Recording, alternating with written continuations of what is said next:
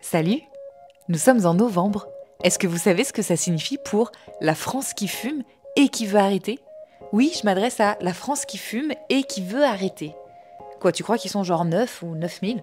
Ou allez, 900 000? Eh ben non, ils sont 9 millions. Enfin, vous êtes 9 millions en France à vouloir arrêter de fumer. Franchement, j'en chialerais. En vrai, ça me rend triste et je ressens beaucoup de colère. Et d'injustice. Et de compassion. Libre à ceux qui veulent continuer de fumer, c'est ok. Mais bon sang, les autres, les 9 millions d'autres qui veulent arrêter de fumer. Bon, et ben voilà, la bonne nouvelle, c'est que novembre, c'est pour vous. Vous connaissez le Dry January, quand on boit pas de tout le mois de janvier. Si vous connaissez pas, renseignez-vous, c'est sympa. C'est les British qui ont inventé ça, en 2013. Et ben novembre, même concept, version française, pour le tabac. Enfin, contre. Depuis 2016, par le ministère de la Santé. Ministère de la Santé, lieu où je me suis retrouvée le mois dernier lors d'un colloque sur le dos du tabac. Bon, je vais pas dire que j'étais là par hasard, mais en vrai, un peu.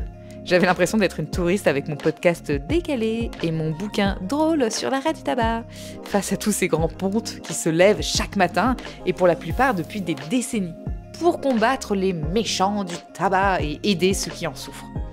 Bref, journée passionnante pour voir comment se mettent en place les nouvelles lois, notamment autour des nouveaux espaces publics libérés du tabac. Et à la fin de la journée, pendant les questions, j'ai demandé le micro de la salle de conf en disant « Alors, moi j'ai pas de questions, mais j'ai un micro pour vous interviewer tout à l'heure. Donc, n'hésitez pas à me fuir si vous ne voulez pas que je vous pose de questions parce que j'ai envie d'interviewer tout le monde dans cette salle. » Je crois que j'ai fait ma relou, ils vont peut-être me bannir au prochain colloque. Mais donc, j'ai réussi à choper 5 personnes qui avaient des CV à rallonge de profs universitaires, médecins, docteurs, auteurs, bref, des combattants de cette fichue plante addictive. Donc, voici l'une des 5 personnes que j'ai micro-interviewées. Les 5 interviews seront réunies en un épisode le dernier lundi de ce mois. Bonne écoute! Alors moi je suis Vincent Durlac, je suis prof à la fac de Reims et je suis responsable de l'unité d'aide au sevrage tabagique et puis impliqué dans les projets lieu santé sans tabac, campus santé sans tabac. Voilà. J'ai entendu ce que vous aviez dit sur votre blog. Mon interview numéro 4, il est parfait. Il se présente d'emblée, c'est carré, Vincent Durlac, professeur à la fac de Reims, mais pas que. Et il va donner une info hyper intéressante sur le tabac et le diabète. Donc moi ça m'intéresse, je ne le connais pas, donc j'imagine qu'il est facile à trouver. Hop, Comment QR code. QR code, super. C'est un autocollant, soit vous le collez sur un cendrier public, soit vous le mettez sur votre frigo. En plus, j'ai grandi à Reims. C'est vrai ? C'est drôle ça.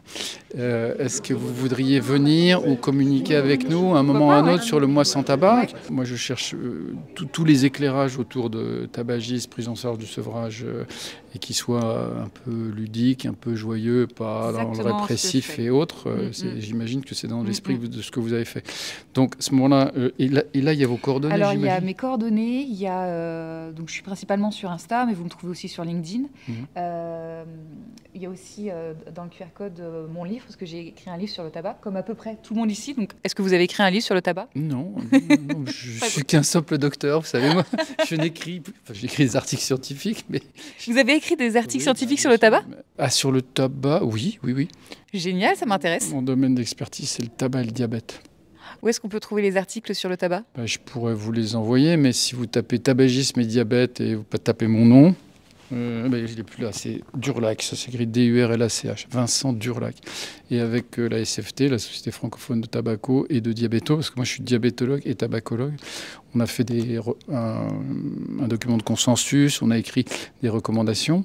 Pour vous dire les choses simplement, ce que plein de soignants ne savent pas, c'est que le tabac favorise le diabète, qui est diabétogène, petit a, ça personne ne le sait, ou très peu de soignants. Et deuxièmement, la première cause de mortalité chez les diabétiques, c'est pas le chiffre de sucre, la glycémie, c'est pas le niveau de tension artérielle ou de cholestérol, c'est le tabac.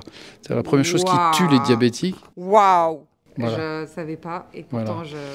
Et donc du coup, si vous voulez, depuis 2 ans, on travaille avec les professionnels de santé, les sociétés savantes, pour faire passer ce message et expliquer que les 410 000 diabétiques fumeurs en France sont très insuffisamment pris en charge, comme beaucoup d'autres fumeurs du reste, mais ceux-là risquent de mourir beaucoup plus vite et de faire des tas de complications qui sont liées à l'association qui est mortifère du tabac et du diabète. Donc voilà, ça c'est des choses sur lesquelles j'ai écrit des articles. Après, non, j'ai pas écrit de livre sur mon expérience dans le sevrage, de mon sevrage à 16 ans. Ah, 16 ans. Après 5 semaines de tabagisme. Du coup, vous vous souvenez de votre dernière cigarette? Spécifiquement non, mais je me souviens du moment où j'ai fumé, parce que comme vous le voyez, je suis d'un grand âge, et c'était au moment des Jeux Olympiques de Munich. Ah, waouh! Vous voyez, je crois que ça devait être en 72. Oui, je vous crois. Voilà. Vous n'étiez pas né. Et voilà. Merci beaucoup. Voilà pour la capsule Mois sans tabac. Abonnez-vous pour être notifié la prochaine. Il y en aura plusieurs pendant ce mois sans tabac. Et savez-vous pourquoi c'est le mois sans tabac et pas le jour sans tabac ou la semaine sans tabac? Parce qu'ils ont fait des statistiques. Lorsqu'on franchit le cap des 30 jours sans fumer, on multiplie par 5 ses chances de succès pour arrêter définitivement. C'est encourageant quand même. Allez, je vous laisse avec ça. Bon sevrage. Ou bon mois sans tabac. Et sinon, bon mois de novembre. Qui est un mois sympa, hein.